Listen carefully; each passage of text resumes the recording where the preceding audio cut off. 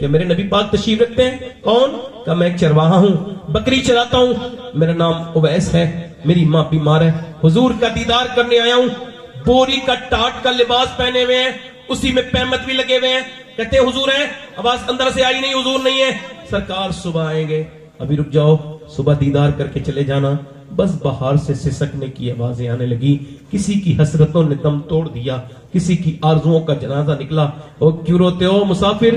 کہنے لگے میرے نبی آ جائیں تو عرض کر دینا میں رات کو رک جاتا، ضرور رکتا، صبح کو صحابی بن کے چلے جاؤ، نہیں چلا جاتا، مگر میری ماں بیمار ہے، اگر میری ماں بیمار نہ ہوتی تو میں ضرور رک جاتا۔ حضور آئیں تو عرض کر دینا ایک آدمی آیا تھا چرواہا بکریوں کا چرانے والا، آپ سے یا رسول اللہ آپ کے دیدار کے لیے، مگر ماں اس کی فالج میں مبتلا ہے، اس وجہ سے رک نہیں سکتا ہے، وہ جا رہا ہے۔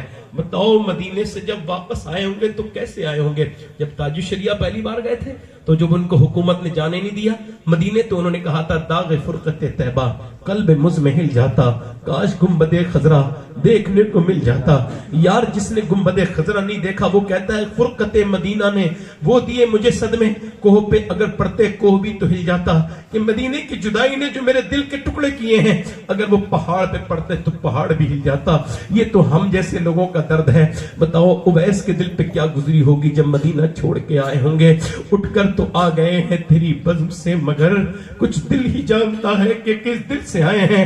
آپ کے اگر ماں باپ ہے تو ذرا اس بات پہ دھیان رکھنا کہ اویس جب واپس گئے ہیں تو کہ جب پہنچے تو میرے نبی پاک صبح آئے، فرمایا کون آیا تھا؟ عائشہ میرے دروازے پہ بڑا نور ہے، بڑی خوشبو پھیلی، میرے دروازے پہ کون آیا تھا؟ بے خبر ہو غلاموں سے وہ آقا کیا ہے، کون آیا تھا؟ عرض کی حضور کوئی اویس نام کا آدمی تھا، کپڑے اس کے پھٹے بیٹے، چرواہا تھا، اس کے بوری کا لباس پہنے آپ کا دیدار کرنے آیا تھا، مگر ماں کا کوئی فرما بردار واپس چلا گیا۔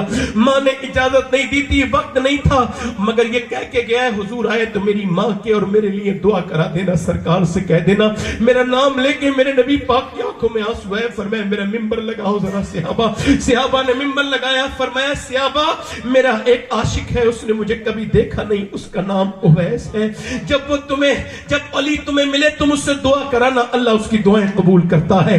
اللہ اسے قیامت کے دن جب وہ جنت میں جائے گا اللہ فرمائے گا ٹھہر جا اویس ٹھہرے گا، اللہ فرمائے گا ادھر جہنمی کھڑے ہیں، ان کو اشارہ کر میرے محبوب کے امتی جنتی بنیں گے تیرے اشارے سے، اس کے اشارے سے جنتی بنیں گے۔ اللہ کے رسول فرماتے ہیں اللہ فرمائے گا ایسا بدلہ دیتا ہوں میں ماں باپ کی فرما برداری کرنے والے کا۔ اے لوگوں مجھے یہ خبر نہیں ہے کون سے پیر صاحب کے ہاتھ چومو گے تو وہ تمہارے لیے دعا کریں گے، کتنی نذرانہ ان کو دو گے تو تمہارے لیے دعا کریں گے، اور کون سے کی قبول ہوگی کون سے کی نہیں ہوگی۔ مگر میرے نبی فرماتے ہیں ماں باپ کی دعائیں اتنی سٹیک قبول ہوتی ہیں کہ جیسے نبیوں کی دعائیں امتی کے حق میں قبول ہوتی ہیں۔ ماں اگر ہے تو اس کو نظر انداز نہ کرنا، باپ ہے تو اس کے ہاتھ، یہ پھر نہیں ہوگا تو ریا کرو گے، پھر اس کے بارے میں غور کیا کرو گے کاش میرا باپ ہوتا۔